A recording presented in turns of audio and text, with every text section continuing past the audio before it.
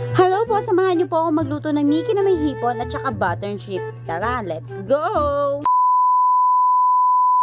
Hello po mga kaprobinsya, alas 10 na naman po ng tanghali kami na kami ng asawa ko. So tanghali na naman po, kailangan na natin magkasikaso. So pahinga ka na muna dyan, mahal ko, ako ng bahal.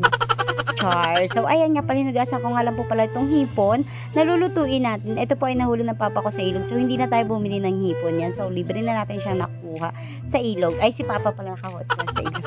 Yan. So binabad ko nga lang po pala itong Mickey para mas madali na po siyang maluto. Tapos nagisa nga lang po pala ako dyan ng bawang, sibuyas ng ating gagamitin po. Alam mo po ba, hindi po talaga ako totally marunong magluto dati. Pero dahil may family na po tayo, kailangan po natin matuto sa lahat po ng pwede natin lutuin na ipapakain pa natin sa family natin. Hindi lamang po pakain, kundi talagang may benefits din po sa katawan nila kasi kailangan po natin ng healthy. So ayan, hinati ko lang po siya, kumuha lang po ako ng pwede po nating irikado dun sa ating Mickey. Tapos sa part po na to, nagkamali po ako mga besh. Nagkamali talaga ako, totally. So sobra sigurong taranta ko kasi nga po mag-alas 11 na, wala pa kaming kain, wala pa kami almusal, ganyan. Nauna ko pong ginisa tong gulay na dapat po muna mauunang Mickey, pero no choice na, naigisa ko na po yan. Pero dahil nga po naibabad na natin to Mickey, mas madali na rin siya lumambot para at least sabay na po siya sa pagkaluto po ng gulay. Then ayoko rin po kasi na masyadong malata, ayoko rin po ng masyadong masama, parang sakto lang, hindi, parang sakto lang sa pagmamahal ko sa kanya. Ay, char, arte.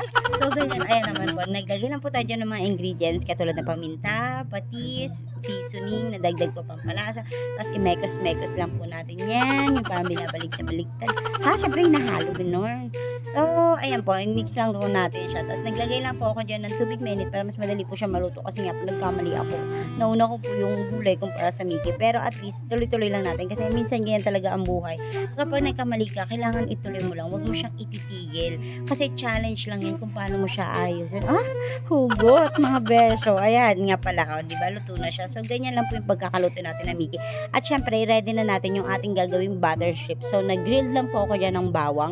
So, ito nga po palang ginamit kong pang-grill ng bawang ay nabili ko po sa online. So, maganda po siya kasi madali lang po mag-grill ng bawang. And then, ginagamit ko nga po pala ito pag gumagawa po ako ng chili garlic oil. Okay, ito yung chili garlic oil. Nagbebenta din po ako nun. O, bili na kayo mga besh. Char! So, ayan, ito na nga po pala naging tsura ng ating bawang naging grill po natin. Tapos, nag-ready na rin po tayo ng butter na tinuna po natin sa ating kawali.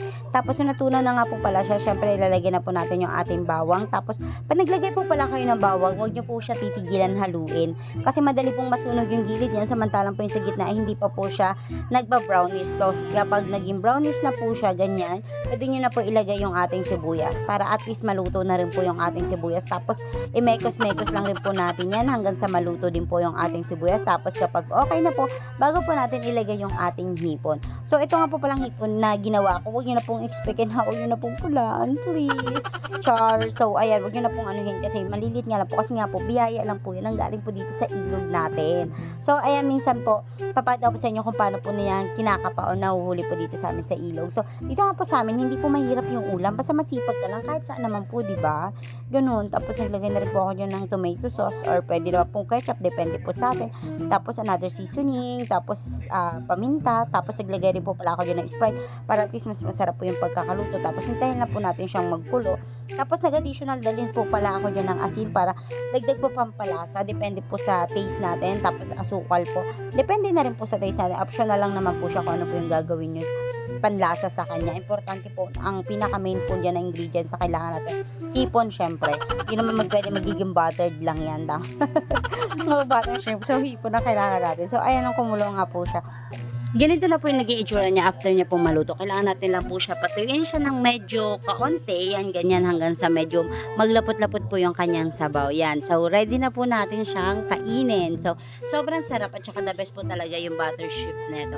At habang nagluluto nga po pala ako, busy-busy nga po pala yung papa ko at yung asawa ko gumawa ng kanilang DIY na kulungan ng manok. Gamit lamang po yung screen, sirang gulong nang nanggaling po sa may vulcanizing shop kung saan hindi na po talaga mapakanabangan kasi nga po butas na, pudpud na talagang binibili ibibigay na lang po talaga ng mga tricycle driver or may mga may-ari po ng motor na hindi na po talaga napapanabangan kaysa po nakatambak or naka-stack po yung mga ganitong gulong po sa inyong mga bahay or sa inyong mga tabi-tabi dyan.